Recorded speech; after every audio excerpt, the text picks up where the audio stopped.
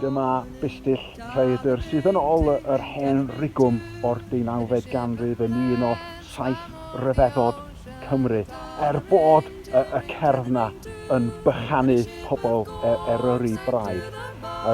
Pistyll Rhaeadr yn Wrexham Steeple, Snowdon's Mountain without its people, Overton News, St Winifred's Well, Llangollen Bridge and Gresford Bells.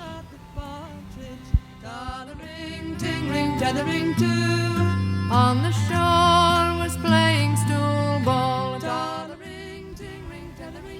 Heb os, mae hon yn un o rheadrau ucha Cymru. Mae un o'r camau dros 20 metr o uchder. Am y rheadyr hon, yr ysgrifennodd George Borrow. I never saw water falling so gracefully, so much like thin, beautiful threads as here. Diwedd y dyfyniad. Mae hon yn sicr yn un o rhyfeddodau natur ac yn un o uchafbwyntiau harddwch hen Sir Gradwyn.